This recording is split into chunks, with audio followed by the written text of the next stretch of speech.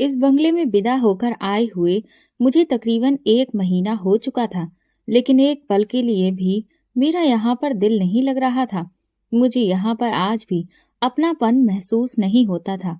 और वैसे भी इसके साथ मेरी शादी हुई थी, उसके साथ भी मेरा दिल नहीं लगा था, क्योंकि मैं एक 21 साल की भरपूर जवान लड़की थी, जबकि वो दिखने में तो 30 साल का मर्द था, लेकिन मानसिक तौर पर कोई 10 साल का बच्चा था।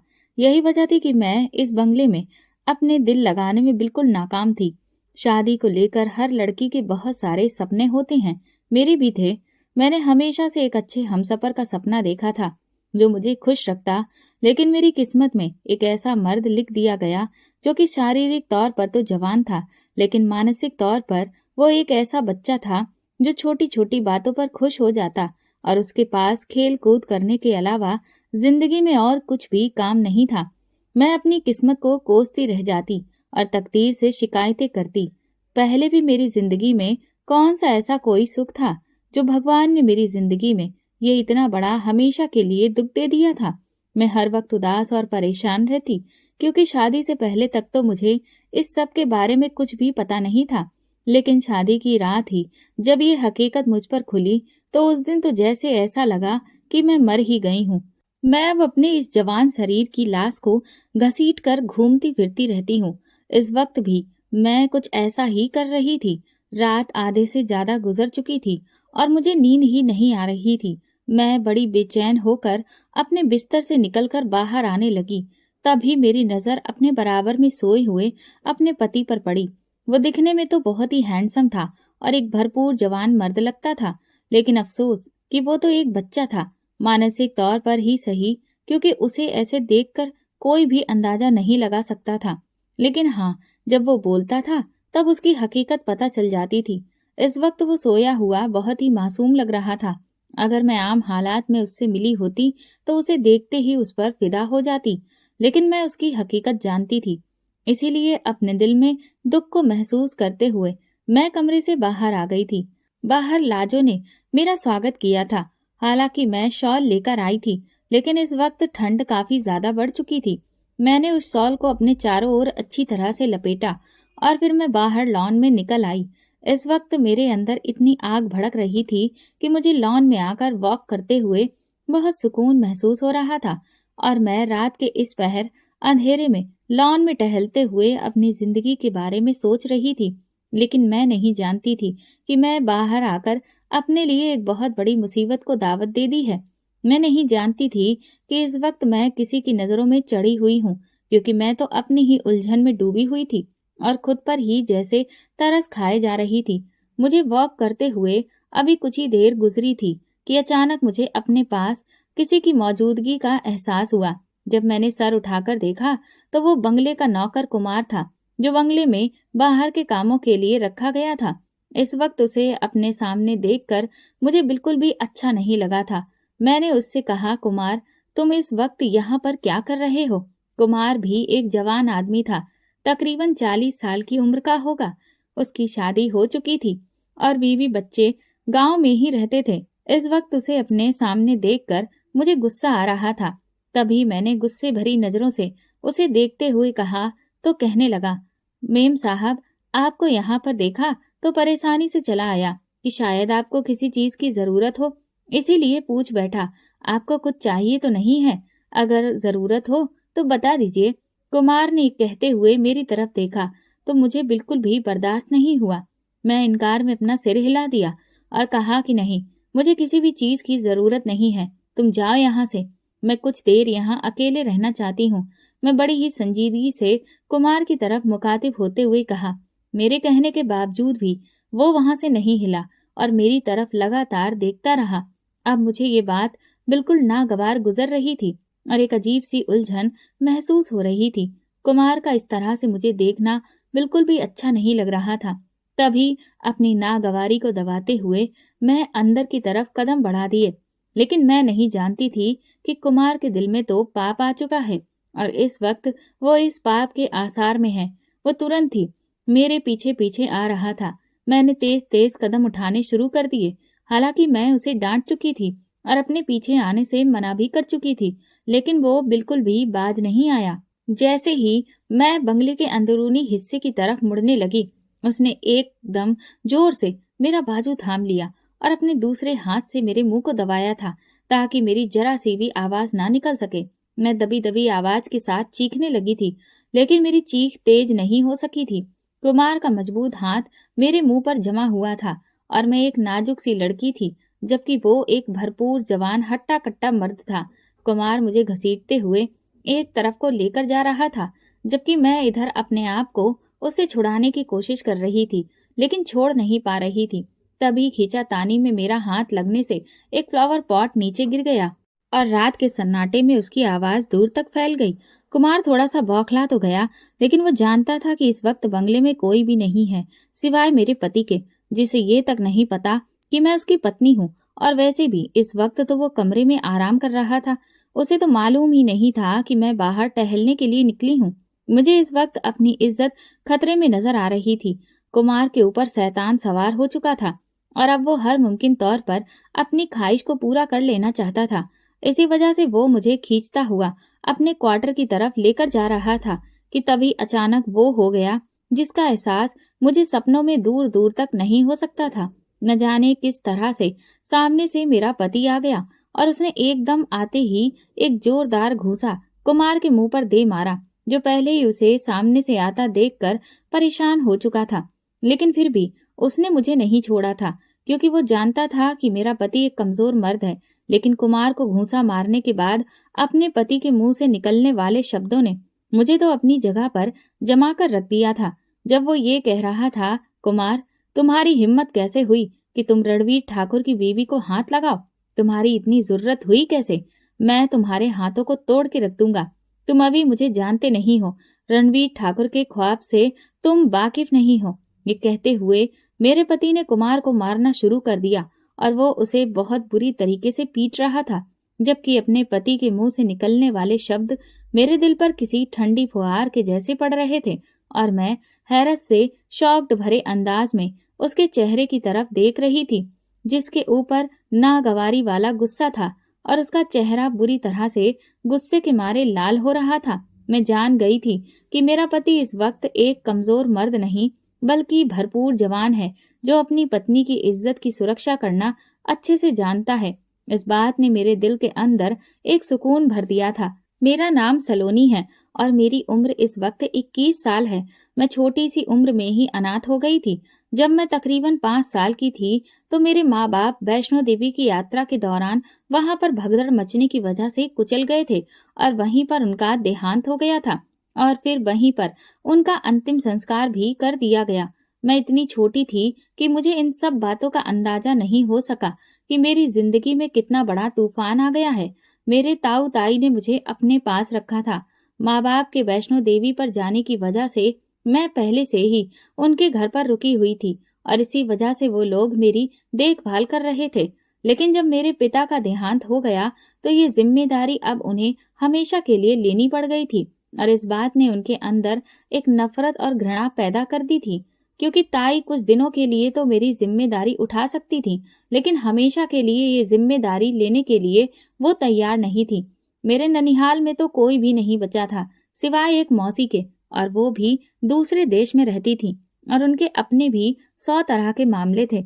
वो मुझे अपने साथ नहीं ले जा सकती थी और इसी वजह से मजबूरन ताऊ और ताई को ही मेरी जिम्मेदारी उठानी पड़ी। ताऊ के अपने भी बच्चे थे, 2 बेटे और 1 बेटी। वो तीनों ही मुझसे बड़े थे और जब मैं हमेशा के लिए यहाँ पर रहने लगी तो उन्हें इस बात का अंदाजा हो चुका था कि अब ये यहाँ से कहीं नहीं जाएगी, क्योंकि अब इसके माँ बाप तो इस दुनिया में है नहीं। और इसीलिए उन्होंने मुझ पर हुक्म चलाना शुरू कर दिया था। वो अपने हर छोटे मोटे काम के लिए मुझे ही बुलाते और मुझसे ही सारे काम करवाते, और अगर जरा सी भी मुझसे गलती हो जाती तो वो मुझे मारते पीटते, यहाँ तक कि मेरे बाल तक नोच डालते थे। मैं रोती हुई ताई जी के पास जाती तो ताई भी बड़े ही बेदर्द अंदाज में कहती, अरे वो तुम्हारे बड़े भाई बहन हैं, अगर तुमसे कुछ कह भी दिया तो चुपचाप बर्दाश्त कर लिया करो। लेकिन ना जाने क्यों तुम तो रोते हुए यहाँ पर मनुसियत फैलाने चली आती हो। खुद तो तुम्हारे माँ बाप मर गए हैं, लेकिन ये मुसीबत मेरी छाती पर छोड़ गए हैं। ताई के लहजे में इतनी नफरत और नागवारी होती थी कि मैं उनका चेहरा देखती ही रह जाती थी। मुझे तो यकीन ही नहीं आ रहा था कि ताई मुझसे इतनी नफरत करती हैं। ये वही ताई थी जो माँ बाप की जिंदगी में मुझ पर अपनी जान निछावर होने को तैयार रहती थी। और आज अब हालात बदल गए थे। ताऊ जी का भी वही रवैया होता था। मैं जब उनके पास किसी जरूरत के लिए जाती तो वो बड़े ही रूखे अंदाज में मुझसे कहते, अभी मेरे पास पैसे नहीं हैं, मेरा हाथ बहुत तंग है, कुछ दिन इंतजार कर लो। और मैं चुपचाप उनका चेहरा देखती रह जाती। उन दोनों ने मुझे स्कूल में एडमिशन भी नहीं दिलाया था, ताकि मैं कहीं पढ़ लिखकर अपने अधिकारों के लिए आवाज ना उठाने लग जाऊं, क्योंकि मेरे माँ बाप का एक बड़ा सा मकान उनके ही कब्जे में था, जिसका किराया वो लोग वसूल करते थे। और उसमें से एक फूटी कौड़ी भी मुझे नहीं मिलती थी। मुझे तो अपने हक के लिए आवाज कैसे उठानी है ये भी नहीं पता था। ताऊ ताई का रवैया और उनके बच्चों की मारपीट ने मुझे इतना ज्यादा डरपोक बना दिया था कि मैं हर वक्त डरी सहमी सी रहती थी और चुपचाप अपने कामों में लगी रहती थी। छोटी सी उम्र में ही ताई ने मुझे घर के कामों में लगा दिया था। पूरे घर की साफ सफाई करना, बर्तन धोना, यहाँ तक कि सभी लोगों के कपड़े धोना और ताई के साथ किचन में मदद करवाना। मैं ये सारे ही काम करती थी। हालांकि ताई की अपनी बेटी थी, लेकिन ताई उससे कुछ भी नहीं कहती थी। वो सारा वक्त या तो पढ़ती रहती या फिर टीवी देखती रहती, और ताई फिर भी हर वक्त उस पर अपना प्यार लुटाती रहती थी। मैं जब भी ताई को इस तरह से उसके साथ मोहब्बत जताते हुए देखती तो मेरे दिल में हुक सी उठती थी और मुझे अपने माँ बाप याद आते थे जो भगवान को प्यारे हो गए। मेरे लिए ये वक्त बहुत मुश्किल था और इस मुश्किल वक्त से गुजरते हुए मैं जवान हो गई। ताई के दोनों बेटों की शादी हो चुकी थी। उनमें से एक बेटा इटली चला गया, जबकि ताई अपनी बेटी के लिए आजकल रिश्ता देख रही थी और मुझे पूरी उम्मीद थी कि जल्दी ही उसकी भी बात तय हो जाएगी। यूं तो हम इस गांव में रहते थे, लेकिन यहाँ के अच्छे और अमीर घरों में हमारी गिनती होती थी, क्योंकि हमारे पास काफी सारी जमीनें थीं और एक साफ सुथरा पक्का घर भी था। जबकि ताऊ ताई के बच्चों ने कई बार शहर जाने की जिद लगाई थी, लेकिन जाने क्या ऐसी बात थी कि ताऊ अपने बच्चों की हर बात मानने के बावजूद ये बात नहीं मानते थे और उन्हें साफ इनकार कर देते थे। वो यही कहते थे कि मैं ये गांव छोड़कर नहीं जा सकता, मुझे इस गांव से बहुत लगाव है, इसी वजह से हम ये गांव छोड़कर कहीं नहीं जाएंगे। यूं तो मैं भी इस गांव से लगाव रखती थी, लेकिन माँ बाप के मरने के बाद जैसे मेरा सब कुछ खत्म हो गया था। मेरे अंदर से हर एहसास खत्म हो गए थे। ताऊ ताई के रवैये ने मेरे अंदर बची कुची जिंदगी की ख्वाहिश को भी खत्म कर दिया था। उनकी नफरत ने मेरे अंदर की शरारत और बचपन को मार दिया था। यही वजह थी कि मैं चुपचाप अपने काम करती रहती थी और ताऊ ताई की डांट खाती रहती थी। घर के सारे काम अब मेरे ही कंधों पर थे। ताऊ की बेटी की शादी तय हो गई थी और ताई आजकल उसकी तैयारी में लगी हुई थी। मुझे तो ना वो कभी बाजार लेकर गई थी और ना ही कभी नए कपड़े दिलवाए थे। हमेशा वो अपने कपड़े ठीक करवा कर मुझे दे देती थी या फिर अपनी बेटी के उतरे हुए कपड़े मुझे पहनने को देती। इसलिए मुझे उनसे कोई भी उम्मीद नहीं थी कि वो मेरे लिए क्या खास तैयारी करते हैं। शादी बहुत धूमधाम से हुई थी। ताई के अरमानों के हिसाब से उन्होंने अपनी बेटी को हर चीज दी थी और मैं बड़े ही रश्क और हैरत से ये सब कुछ देख रही थी। मेरे लिए ताऊ और ताई के पास एक फूटी कौड़ी भी नहीं होती थी और अपनी बेटी के लिए उन्होंने इतना शानदार दहेज तैयार किया था कि सब देखते रह गए थे। अब घर में सिर्फ मैं और ताई होते थे, क्योंकि ताऊ का दूसरा बेटा भी शहर में जाकर घर वसा चुका था। उसकी वहां पर नौकरी लग गई थी और अब वो रोजाना गांव से आना जाना नहीं कर सकता था। इसी वजह से वो अपनी पत्नी को लेकर वहां चला गया। अब सारे घर की जिम्मेदारी मुझ पर थी और ताऊ ताई की जिम्मेदारी भी मुझे ही उठानी थी। मैं चुपचाप अपनी जिंदगी के दिन गुजार रही थी कि एक दिन जब अचानक ताऊ घर आए और ताई से कहने लगे, मुझे तुमसे बहुत ही जरूरी बात करनी है, कमरे में आओ। ताऊ के लहजे में छुपी हुई खुशी को मैं महसूस कर रही थी, लेकिन मुझे अंदाजा नहीं था कि बात क्या है। तभी ताई भी उनके पीछे पीछे चली गई। मुझे क्योंकि वैसे भी उनकी बातों में कोई दिलचस्पी नहीं थी, इसलिए मैंने सुनने की भी कोशिश नहीं की। कुछ देर बाद जब ताई कमरे से बाहर निकली तो उनका चेहरा खुशी से चमक रहा था, लेकिन मैंने कोई ध्यान नहीं दिया। मुझे यही लगा कि हो सकता है ताऊ को कोई मुनाफा हुआ हो या फिर कोई और खुशी की बात हो, खुद ही पता चल जाएगा। इसलिए मैंने भी ज्यादा कुरेदा नहीं। अभी 2 ही दिन गुजरे थे जब गांव के जमींदार घराने से एक बूढ़ी अम्मा और 2 नौकर आए। उन्हें यूं अचानक अपने घर में देखकर मैं हैरान रह गई। ताई ने उनकी खूब आव भगत की और बिल्कुल उनके आगे बिछ गईं। फिर बाद में पता चला कि वो मेरे लिए अपने बेटे का रिश्ता लेकर आई थी और ताऊ और ताई ने इस रिश्ते को मंजूर कर लिया था। मैं बहुत हैरान हुई कि एक जमींदार घराने का रिश्ता मेरे लिए कैसे आ सकता है। मैं तो एक कम हैसियत की लड़की हूँ, जिसके पास ना तो माँ बाप की दौलत है और ना ही दहेज के लिए कोई संपत्ति, और ना मैं पढ़ी लिखी हूँ और ना ही इतनी ज्यादा खूबसूरत हूँ कि कोई मेरे लिए छोटे से घर में आ सके। लेकिन ताऊ और ताई इस रिश्ते से बहुत खुश थे। ताऊ मुझसे कहने लगे, बेटा समझो तुम्हारी तो लॉटरी लग गई है। इतने बड़े जमींदार घराने से तुम्हारे लिए रिश्ता आया है। उस लड़के का कई शहरों में अपना कारोबार है, उसकी बहुत सारी जमीनें हैं, बाग हैं। वो तुम्हें बहुत खुश रखेगा। तुम वहां पर हमेशा ऐश करती रहोगी। ताऊ ने मुझे इस रिश्ते की बहुत खूबियां बताई और मैं चुपचाप सुनती रही। कौन सा मेरे इनकार करने से रिश्ता टूट जाना था, और वैसे भी मैं इनकार करती तो किसके दम पर। ताऊ ने तो मेरी मर्जी एक बार भी नहीं पूछी थी, बल्कि उन्होंने तो अपना फैसला मुझ पर थोप दिया था। और मेरे लिए कौन सा रिश्तों की लाइन लगी हुई थी। इसी वजह से मैंने चुपचाप अपना सर झुका दिया। रिश्ता तय होने के बाद 1 हफ्ते के बाद ही सादगी से हमारी शादी कर दी गई, क्योंकि रिसेप्शन बहुत धूमधाम से होना था। तभी शादी के बाद मेरी सास ने एक फाइल मेरे ताऊ की तरफ बढ़ाई और कहने लगी, भाई साहब, ये जमीन के कागजात हैं, तो शादी के बदले में आपको देने का वादा किया था। एक बार देख लीजिए। ये बात सुनकर मैं एकदम झटके से अपना सर उठाया और ताऊ की तरफ बेयकीनी भरी निगाहों से देखने लगी, जबकि ताऊ और ताई के चेहरे इस वक्त खुशी से दमक रहे थे, जैसे कि उनके हाथ में कोई बहुत बड़ा खजाना लग गया हो। मुझे इस बात का यकीन नहीं आ रहा था कि ताऊ ने मेरा सौदा किया है, लेकिन उन्हें आखिर मेरा सौदा करने की क्या जरूरत पड़ गई थी। तभी मेरी निगाह अपने साथ बैठे हुए दूल्हे पर पड़ी, जो कि बच्चे की तरह तालियां पीट रहा था। उसके चेहरे पर बच्चों के जैसी खुशी छाई हुई थी और वो इस वक्त अपनी ही शादी में बैठा ऐसे तालियां पीट रहा था जैसे किसी और की शादी में आया हो। मेरे दिल को तो एक गहरा झटका लगा था। ऐसा लगा जैसे कुछ बहुत गलत हो गया है, लेकिन मैं समझ नहीं पा रही थी कि ये क्या हुआ। मेरे दूल्हे में ऐसी कौन सी कमी है जो मेरे ताऊ को मेरा सौदा करना पड़ा और मेरी सास ने मेरे इस रिश्ते के बदले उन्हें जमीन दी। ये बात मेरे दिल में चुभ कर रह गई थी। मैं, जो कि पहले अपनी शादी पर थोड़ी बहुत खुश थी, अब मेरे अंदर सन्नाटा पैदा हो गया था।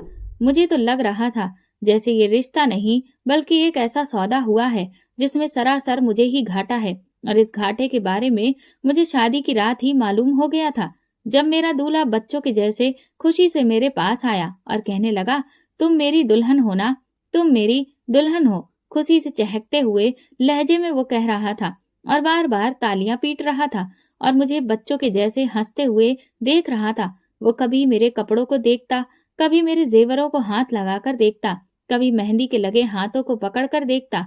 मैं तो शॉक्ड रह गई थी। मुझे यकीन नहीं आ रहा था कि ये बच्चों जैसी मानसिक स्थिति वाला जवान मर्द अब मेरा दूल्हा है। मुझे ताऊ और ताई पर बहुत अफसोस हुआ था। मेरा दिल इस वक्त गहरे दुख में डूबा था और आंखें आंसुओं से भर गई थी। उन्होंने एक बार भी अपने अनाथ भतीजी के लिए नहीं सोचा, पर एक ऐसे शख्स से मुझे ब्याह दिया जो मानसिक तौर पर एक बच्चा था और जिसके अंदर सोचने समझने की क्षमता नहीं थी। मैं आंखों में आंसू लिए चुपचाप उसे देख रही थी, जिसे जरा भी इस बात का अंदाजा नहीं था कि हमारी शादी हो चुकी है और अब हम पति पत्नी हैं और हमारा रिश्ता क्या है और इस रिश्ते की क्या क्या जिम्मेदारियां हैं। शादी की रात से लेकर आज के दिन तक मैं इसी तरह रोज मर रही थी और हर पल मुझे जो ख्याल आता कि ताऊ ने ये रिश्ता सिर्फ एक जमीन के लालच में तय कर दिया। अपनी अच्छी भली सेहतमंद भतीजी को उन्होंने कैसे एक ऐसे शख्स के पल्ले बांध दिया जिसे दुनियादारी की समझ ही नहीं थी। उन्होंने सिर्फ जमीन के टुकड़े के खातिर अपनी भतीजी का सौदा कर दिया और फिर उसके बारे में उन्होंने कभी भी पलटकर खबर तक नहीं ली और खुद मैं भी कभी दोबारा वहां पर नहीं गई। इस बंगले में मुझे ब्याह कर आए हुए 1 महीना हुआ था और आजकल मेरी सास शहर में किसी काम की वजह से गई हुई थी। उन्हें वहां पर कुछ दिन लग जाने थे, जबकि मेरे पति के दोनों भाई की भी उनके साथ ही थे। मैं ज्यादा कुछ जानकारी उनसे नहीं ली थी, क्योंकि मैं उनसे कम बातचीत करती थी। मेरे अपने दुख मुझे कुछ भी कहने का मौका ही नहीं देते थे। आजकल क्योंकि बंगले में कोई भी नहीं था, बस मेरे और मेरे पति के अलावा कुछ नौकर ही थे जो कि यहाँ की देखभाल पर लगे थे। बंगले में बिल्कुल सन्नाटा रहता था। मैं आजकल काफी सुकून महसूस कर रही थी। रात के इस पहर जब मेरा दिल घबराया तो मैं कमरे से बाहर आ गई। न जाने मुझे वहां बैठे बैठे क्या हो जाता। इस वक्त भी दिल घबराने लगा तो मैं लॉन में वॉक कर रही थी। मुझे बिल्कुल अंदाजा नहीं था कि कुमार की नीयत इस तरह से खराब हो जाएगी। मैं सोच भी नहीं सकती थी कि वो मेरे ऊपर इस तरह से नजर रखेगा और फिर मेरी इज्जत पर हमला करने की कोशिश करेगा। लेकिन फिर मेरा रखवाला मेरा पति बनकर आया और उसने जिस तरह से कुमार को मारा और कहा कि तुम्हारी हिम्मत कैसे हुई मेरी पत्नी के साथ इस तरह की हरकत करने की। क्या तुम जानते नहीं कि वो रणवीर ठाकुर की बीवी है, उसकी इज्जत है, और तुम मेरी इज्जत पर हाथ डाल रहे हो। मेरा पति उसे मार पीट रहा था और मैं पत्थर की बनकर उसे देख रही थी। वो बिल्कुल एक भरपूर मर्द की तरह लग रहा था, जैसा एक मर्द अपनी औरत के लिए होना चाहिए। मेरे पति ने कुमार का मार मार कर हाल बिगाड़ दिया था। कुमार ने तो कभी सपने में भी नहीं सोचा था कि उसके इरादे इस तरह से खाक में मिल जाएंगे। वो बार बार मेरे पति से माफी मांग रहा था। मालिक, मुझे माफ कर दो, मैं ऐसा नहीं करना चाहता था। मेरे ऊपर शैतान सवार हो गया था। वो बार बार यही बातें दोहरा रहा था, लेकिन कुमार की आवाज मेरे कानों में नहीं पड़ रही थी। मैं तो सिर्फ अपने पति की आवाज सुन रही थी, जो कि एक बहुत ही रौबीला और दमदार आवाज थी। तब जाकर मुझे अंदाजा हुआ था कि रणवीर ठाकुर से बढ़कर मेरा कोई भी रखवाला नहीं हो सकता। रणवीर ने कुमार को मार मार कर अधमरा कर दिया और फिर गार्डों को हुक्म दिया कि इसे इसके कमरे में ले जाकर बंद कर दो, इसका हिसाब सुबह होगा। गार्ड उसे उठाकर ले गए थे, जबकि अब वो गुस्से से मेरी तरफ बढ़ा और कहने लगा, क्या तुम्हें अपने कमरे में चैन नहीं आता? आधी रात के वक्त तुम यहाँ बाहर क्या कर रही थी? क्या तुम्हें जरा भी अंदाजा है इस बंगले में जवान मर्द नौकर हैं, फिर भी तुम इस तरह से आजाद कैसे घूम सकती हो? रणवीर ठाकुर का बदला हुआ लहजा और अंदाज मुझे हैरत में डाल रहा था। उसकी डांट भी मुझे इस वक्त उसका प्यार महसूस हो रही थी। तभी मैं दौड़कर उसके गले से लग गई और जोर जोर से रोने लगी थी। ऐसा लग रहा था जैसे कई दिनों का बांध अब टूट गया हो और मेरे आंसुओं को रास्ता मिल गया हो। रणवीर ने एकदम से मुझे अपने गले लगे देखा तो जैसे उसका गुस्सा भी ठंडा हो गया। उसने भी मुझे अपने बाजुओं के हिसार में लिया और धीरे धीरे मुझे थपकने लगा और इसी तरह अपने साथ लगाए हुए वो मुझे कमरे तक ले आया। रणवीर को भी शायद अपने अचानक इस तरह के बर्ताव ने परेशान कर दिया था। कुछ देर मेरे रो लेने के बाद मैंने उससे कहा, आप अगर मानसिक तौर पर बिल्कुल ठीक हैं, तो फिर आपने ये नाटक क्यों किया? आपने क्यों मेरे सामने एक बच्चा होने का ढोंग रचाया? मैंने जब उनसे पूछा तो एक गहरी सांस भरकर रह गए। कहने लगे, तुम नहीं समझोगी। यहाँ पर मुझे ये ढोंग कई सालों से रचाना पड़ रहा है और इसके पीछे बहुत सारी वजह है। रणवीर ने जब ये बात कही तो मैंने हैरानी से उनकी तरफ देखा। आखिर ऐसी क्या बात थी जो वो मुझसे भी छुपा रहे थे और जिसकी वजह से रणवीर को इतना बड़ा खेल खेलना पड़ा?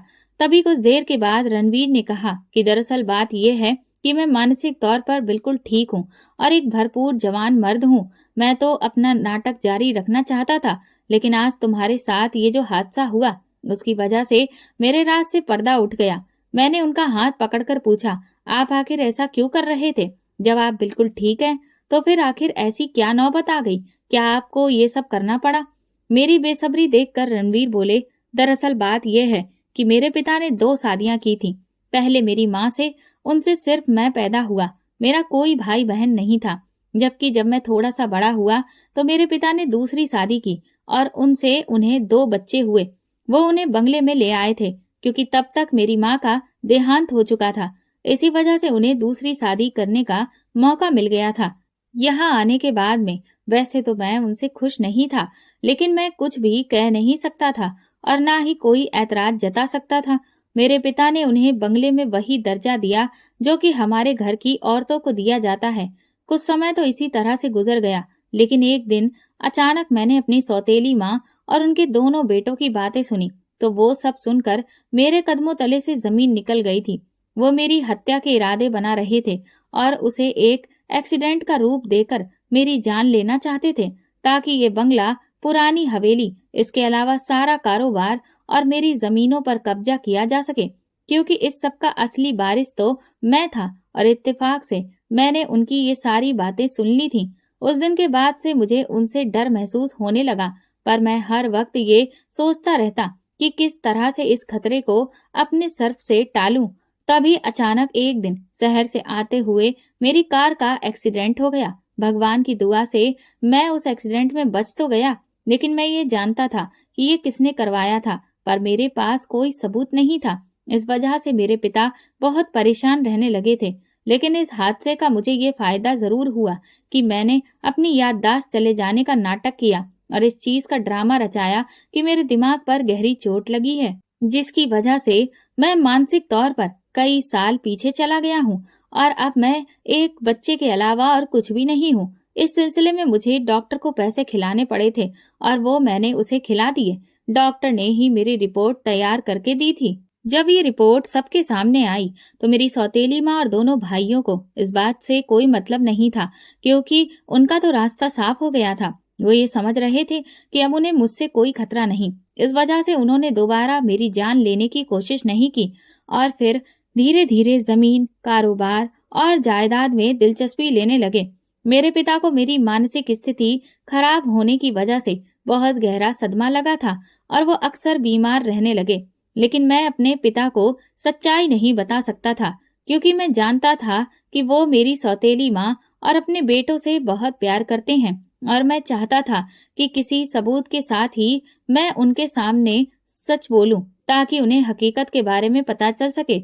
लेकिन इस बात की नौबत ही नहीं आई और अचानक एक रात मेरे पिता को दिल का दौरा पड़ने की वजह से उनकी मौत हो गई। उसके बाद तो मुझे अब और ज्यादा सतर्क रहना था, क्योंकि पिताजी के देहांत हो गया था और अब उन लोगों के लिए मैदान बिल्कुल साफ था। इसलिए मैंने अपनी इस हालत को जारी रखा और किसी के सामने इस बात को जाहिर नहीं किया कि मैं बिल्कुल ठीक हूँ, क्योंकि मैं जानता था कि अगर मैंने ये जाहिर कर दिया तो फिर मेरी सौतेली माँ और भाई मेरी जान के दुश्मन बन जाएंगे और मैं जब तक किसी ऐसे नतीजे पर नहीं पहुंच जाता जिसमें ना तो मेरी जान को खतरा हो और ना ही जायदाद में से मेरे हिस्से को, तो इस वजह से मैंने अपनी हालत को छुपाए रखा। मेरी सौतेली माँ ने न जाने किस तरह से मेरी शादी तुमसे कर दी। हालांकि मैं ये शादी नहीं करना चाहता था, लेकिन फिर मैंने इस वजह से इनकार नहीं किया कि कहीं उन लोगों को मुझ पर शक ना हो जाए कि मैं मानसिक तौर पर ठीक हूँ।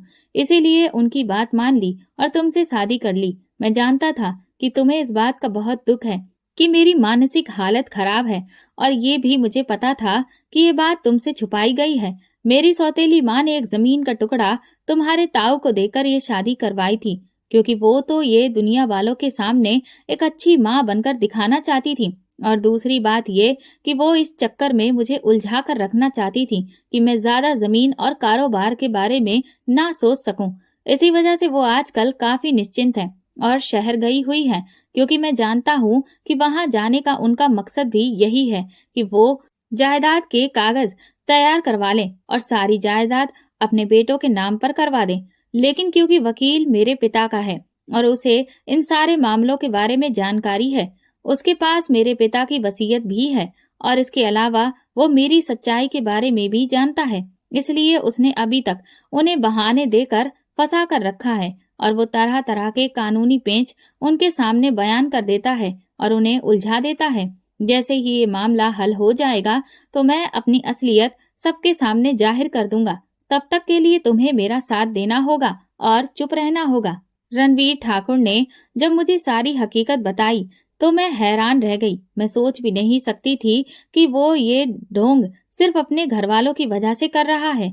मुझे तो ये भी नहीं पता था कि उसकी सौतेली माँ भी है। मेरे लिए तो ये सारी बातें किसी बहुत बड़े राज से कम नहीं थी, लेकिन एक बात की खुशी थी कि मेरा पति बिल्कुल ठीक था और अब मुझे उससे वो प्यार भी मिल सकता था जिसकी मैं हकदार थी। उसे भी अपनी इज्जत का बखूबी एहसास था। फिर वो रात मेरी जिंदगी की सबसे हसीन रात बन गई, क्योंकि रणवीर ने अपनी सारी मोहब्बत मुझ पर न्योछावर कर दी। उसने मुझे अपनी मोहब्बत का यकीन दिलाकर वादा किया कि वो कभी भी मुझे नहीं छोड़ेंगे और मेरे लिए बस इतना ही काफी था। उस रात की सुबह बहुत चमकीली और रोशनी से भरी थी। मैं बहुत खुश थी। यही वजह थी कि जब रणवीर की सौतेली माँ वापस लौट कर आई तो उन्हें मेरे बदले हुए तौर तरीके को देखकर ये महसूस हुआ कि कुछ तो बात है। मेरे चेहरे पर छाया हुआ सुकून और आंखों की खुशी उनकी नजरों से छुपी नहीं रह सकी। वो कहने लगी, अरे बहू, तुम तो बहुत खुश दिखाई दे रही हो, क्या बात है? क्या मेरे पीछे तुम्हें कोई बहुत बड़ा खजाना हाथ लग गया है?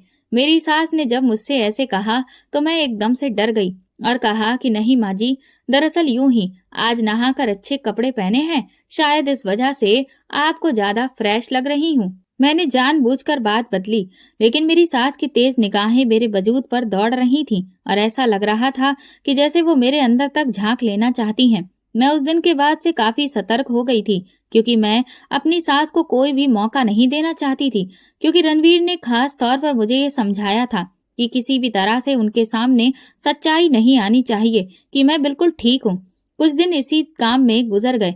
रणवीर आजकल बहुत व्यस्त थे और वो चोरी छुपे वकील से मिलते थे। जल्दी ही इस सिलसिले में हमें खुशखबरी भी मिलने वाली थी। इसके अलावा रणवीर ने मुझे कहा था कि मैंने तुम्हारे लिए एक और सरप्राइज रखा हुआ है और जब तुम्हें इस सरप्राइज का पता चलेगा तो तुम बहुत हैरान हो जाओगी, क्योंकि ये हमारी जिंदगी को खुशियों से भर देने के लिए बहुत जरूरी है। मुझे पूरा यकीन था कि रणवीर की मोहब्बत की तरह ये सरप्राइज भी मेरी जिंदगी बदल देगा।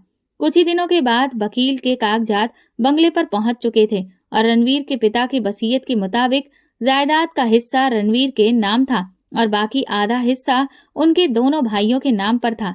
इस बात ने बंगले में एक कोहराम सा मचा दिया था। रणवीर की सौतेली माँ किसी भी तौर पर इस वसीयत को मानने के लिए तैयार नहीं थी, लेकिन वकील ने अपनी तैयारी पूरी कर ली थी। उसने सारे सबूतों के साथ ये वसीयत पेश की थी। इस वजह से रणवीर की सौतेली माँ कुछ नहीं कर पाई। हालांकि उन्होंने वकील को बहुत बेइज्जत किया और उसके बाद उसने एक भारी रकम देने का लालच भी उसे दिया, लेकिन वकील बिल्कुल नहीं माना। उन्होंने यही कहा कि ये वसीयत नहीं बदलेगी और हम इसे किसी भी तौर पर तोड़ मरोड़ भी नहीं सकते, ना ही कानूनी तौर पर इसे चैलेंज किया जा सकता है। इस वजह से आपको जो मिल रहा है आप उसी में खुश रहें, बल्कि आपको तो इस बात का सुकून होना चाहिए कि आपके बेटों को भी इस वसीयत में हिस्सा मिला है। उन्हें इससे बेदखल नहीं किया गया। इस बात पर रणवीर की सौतेली माँ चुप हो गई थी। उन्हें जितना भी मिला था उस पर उन्होंने सब्र कर लिया था, जबकि रणवीर बेतहाशा खुश थे, क्योंकि अब उन्हें अपनी जान का कोई खतरा नहीं था। कानूनी तौर पर जायदाद उनके नाम पर हो चुकी थी और घर में जब ये पता चला कि रणवीर बिल्कुल ठीक है, उन्होंने ये नाटक सिर्फ अपने हिस्से की जायदाद को बचाने के लिए रचाया था, तो हर कोई हैरान और परेशान था। किसी को भी इस बात पर यकीन नहीं आ रहा था कि रणवीर मानसिक तौर पर बिल्कुल ठीक है। तभी मेरी सास भी सकपका गई, क्योंकि रणवीर ने उनके सामने उनकी पोल खोल दी थी और कहा कि सिर्फ और सिर्फ आपके घटिया प्लान की वजह से मैंने ये इरादा किया था। अगर आप मुझे जान से मारने का इरादा बना सकती हैं तो मुझे ऐसा कभी भी नहीं करना पड़ता, लेकिन अब क्योंकि जायदाद कानूनी तौर पर बांटी जा चुकी है तो अब मैं यहाँ से जा रहा हूँ। ये बंगला फिलहाल आपके रहने के लिए काफी है और बाद की बाद में देखी जाएगी। मैं अपनी पत्नी को लेकर अमेरिका में शिफ्ट हो रहा हूँ और जब मैं वापस आऊंगा तब तक आप अपने रहने का इंतजाम कर लीजिएगा। रणवीर ने दो टूक अंदाज में जब अपनी सौतेली माँ से ये कहा तो उनकी आंखें हैरानी से फट गई थीं और अमेरिका में शिफ्ट होने का सुनकर मैं भी हैरान रह गई थी, क्योंकि रणवीर ने तो मुझसे ऐसी कोई भी बात नहीं की थी। और अब जब उन्होंने मुझे ये कहा तो मैं समझ गई कि वो इसी सरप्राइज की बात कर रहे थे जो वो मुझे देना चाहते थे। आज हम एयरपोर्ट के लिए निकलने वाले थे। मैं रणवीर के साथ घर से निकलते हुए बहुत खुश थी और सुकून महसूस कर रही थी, क्योंकि मैं समझ गई थी कि अब हमारी जिंदगी की मंजिल में कोई भी रुकावट नहीं आएगी, बल्कि खुशियां ही अब हमारा मुकद्दर बनेगी। गांव से निकलते वक्त रास्ते में जब ताऊ ताई का घर आया तो मैंने रणवीर को 2 मिनट रुकने के लिए कहा, क्योंकि मैं एक बार उन लोगों को ये बताना चाहती थी कि उन्होंने तो मेरा बुरा ही किया था, लेकिन भगवान ने मेरा बुरा नहीं होने दिया और मुझे रणवीर की सूरत में एक ऐसा इनाम दिया जो अब सारी जिंदगी के लिए मुझे ढेर सारा प्यार और मेरा रखवाला बनकर रह गया है। ताऊ ताई के सामने जब मैं गई तो वो मुझे देखकर हैरान रह गए थे। इतनी बड़ी गाड़ी और एक शानदार मर्द मेरा नसीब था, और जब उन्हें ये पता चला कि मैं यहाँ से शिफ्ट होकर अमेरिका जा रही हूँ तो उनकी आंखें खुली की खुली रह गईं। शायद उन्हें इस बात की उम्मीद ही नहीं थी कि मेरे साथ इतना भी अच्छा हो सकता है और मुझे इतनी मोहब्बत भी मिल सकती है। ताऊ ताई की हालत देखकर मुझे अफसोस हुआ था, क्योंकि वो इस वक्त बहुत बुरे हालातों में थे। उन्हें देखकर लग ही नहीं रहा था कि ये वही ताऊ ताई हैं। शायद उन्होंने जो कुछ भी मेरे साथ किया था, उसके बदले में भगवान ने उन्हें इस दुनिया में ही उसके किए की सजा दे दी थी, क्योंकि उनके घर पर बिल्कुल सन्नाटा पसरा था। ऐसा लग रहा था कि जैसे कि इस घर में कोई रहता ही नहीं है। मुझे अफसोस तो हुआ था, क्योंकि मैंने अपना सारा बचपन इसी घर में गुजारा था, लेकिन अब एक नई जिंदगी मेरा इंतजार कर रही थी, जिसमें मेरे लिए खुशियां और मोहब्बत थी, और मैं खुशी खुशी उस जिंदगी की तरफ अपने कदम बढ़ा चुकी थी। गाड़ी में वापस बैठते हुए मैंने एक अफसोस भरी नजर उस घर पर डाली और अपने आंसुओं को अंदर ही छुपा लिया। मैं रणवीर के साथ एक नई मंजिल की तरफ रवाना हो चुकी थी और अपनी सारी बुरी यादों को पीछे छोड़ चुकी थी। दोस्तों, अगर आपको हमारी कहानी पसंद आई है तो कमेंट करके जरूर बताएं और वीडियो को लाइक करके ज्यादा से ज्यादा शेयर करें। चैनल पर नए हैं तो सब्सक्राइब करें और हाँ, नोटिफिकेशन बेल को जरूर दबाएं ताकि अगली अपडेट सबसे पहले आपको मिले। धन्यवाद।